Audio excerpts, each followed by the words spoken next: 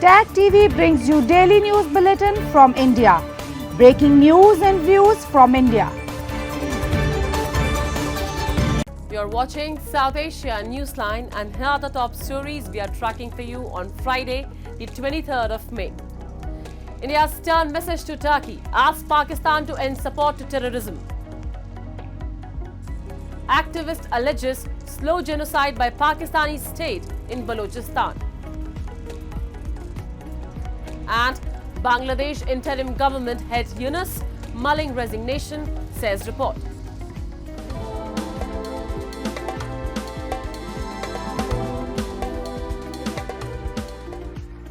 And now for all the details. India has warned Turkey over its ties with Pakistan, urging it to push Islamabad towards dismantling its decades-old terror infrastructure. This comes as India is engaging with multiple countries, reaffirming New Delhi's zero tolerance towards terrorism as part of its Operation Sindoor. India's Foreign Ministry spokesperson on Thursday issued a stern message to Turkey, saying that India expects it to strongly urge its ally Pakistan to end support to cross-border terrorism and take action against the terrorist ecosystem. The remarks come amid a strained relationship between India and Turkey, triggered by the latter's remark condemning India's strikes on terror camps in Pakistan. Pakistan also used Turkish drones on a large scale during the military conflict with India that followed. We expect Turkey to strongly urge Pakistan to end its support to cross-border terrorism and take credible and verifiable action against the terror ecosystem that it has harbored for decades now. And relations, as you know, are built on the basis of sensitivities to each other's concerns. Meanwhile, all-party delegations from India interacted with top leadership of UAE, Russia and Japan on Friday. New Delhi has sent a total of 7 such delegations to nearly 32 countries to present India's perspective to the global community after Operation Sindoor. The delegations aim to project the country's national consensus and resolute approach to combating terrorism and expose Pakistan's terror links. The lawmakers are telling the global community that India would hit back if Pakistan took any aggressive action, and pointed out that all terrorist activities across the world had links to Pakistan. Pakistan has been peddling lies all through. Pakistan has been saying things against India. This has to be actually, done away with.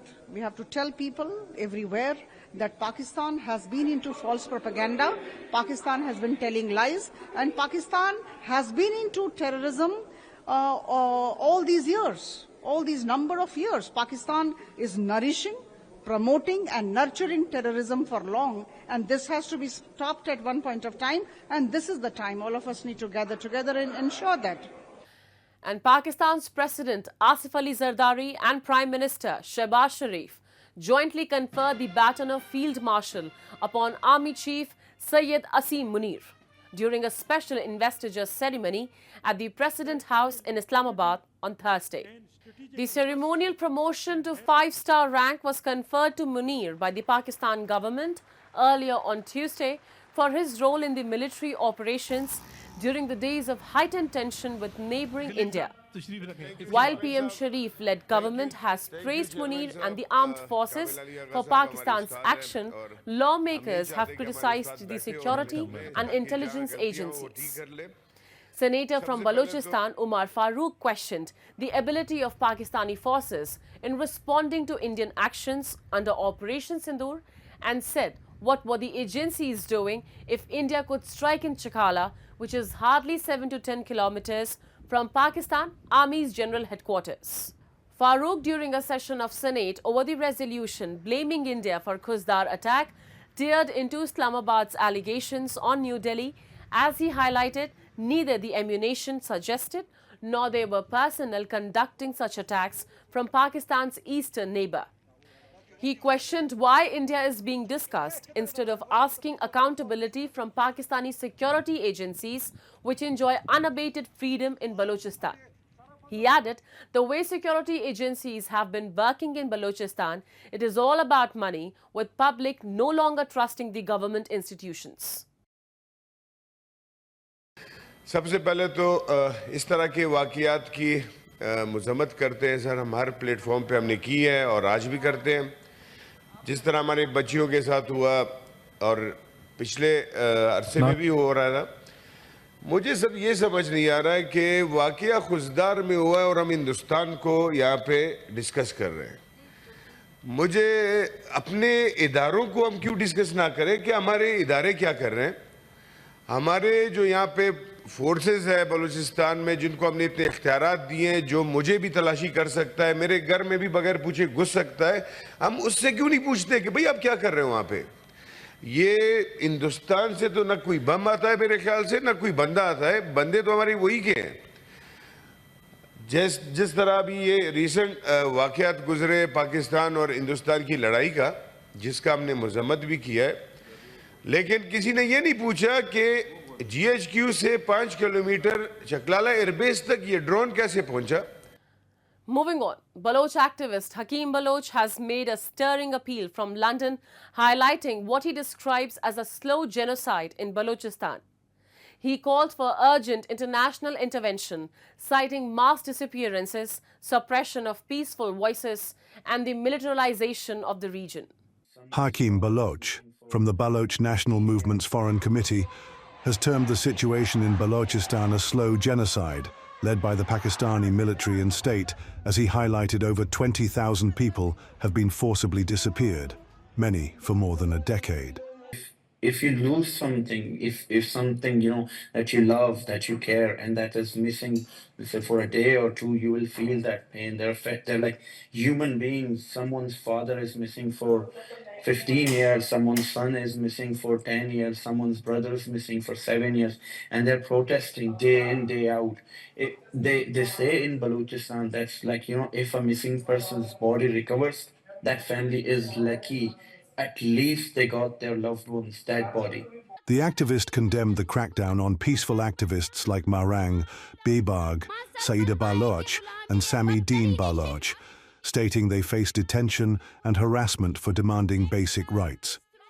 Even their relatives are being targeted to silence dissent.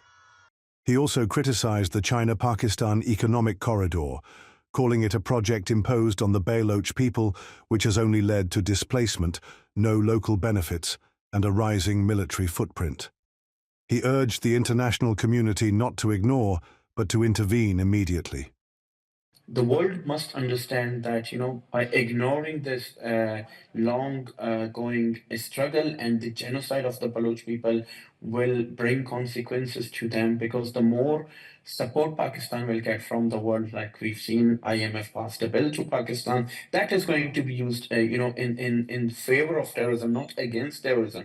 So the world needs to be much more careful, much more cautious how they're going to deal with the situation.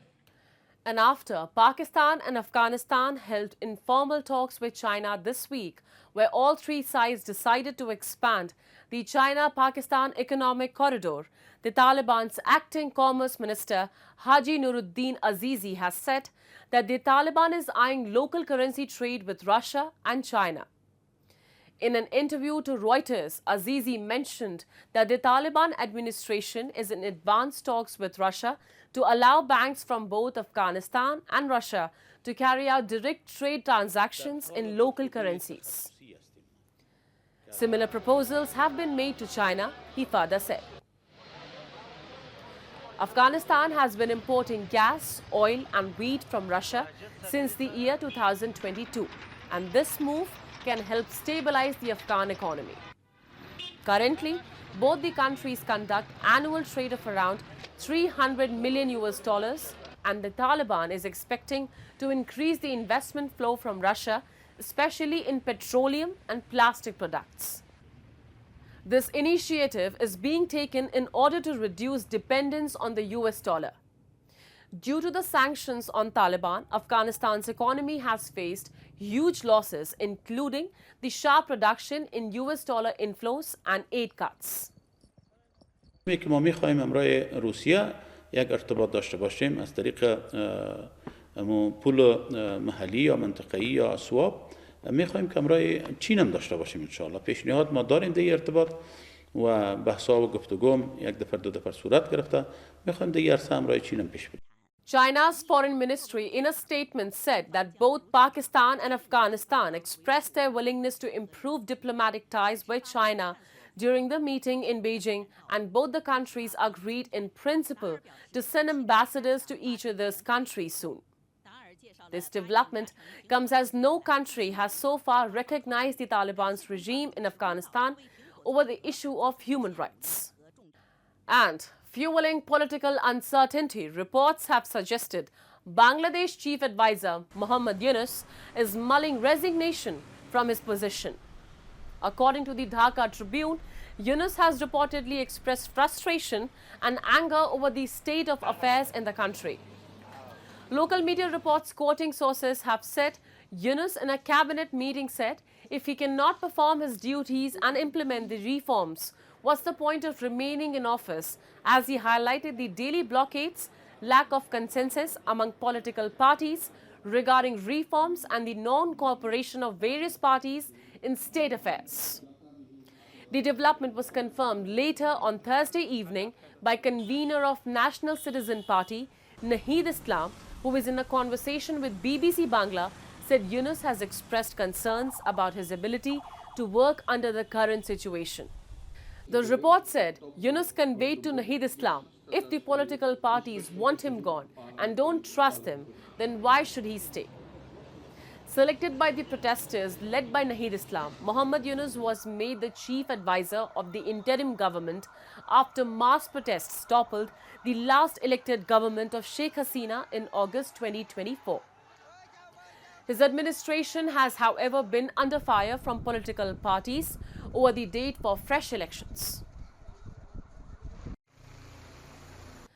And amid several right-wing forces extending their support to reviving the Hindu kingdom and monarchy, the Nepal government has issued a stern warning against royalist groups that have decided to reinstate the Hindu state.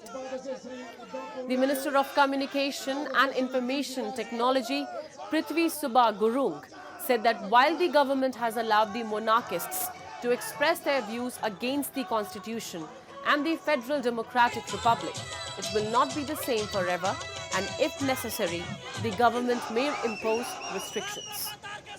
The government will not always passively watch the activities of the monarchists, he further said. Several right-wing forces extending their support to the revival of monarchy and the Hindu state united around the Joint People's Movement Committee led by leader Nabarat Subedi and declared a decisive agitation starting on May 29. Gurung also said that government's generosity to permitting the royalist groups to hold gatherings and express their views should not be taken as its weakness or cowardice. The former king of Nepal, Gyanendra Shah, had earlier invited a few pro-monarchy leaders and held talks over several aspects of the royalist movement. The Subedi-led committee and the Rashtriya Prajatantra Party will lead the upcoming movement starting next week. That's all in tonight's edition. We will see you same time next week. Have a great weekend. Good night.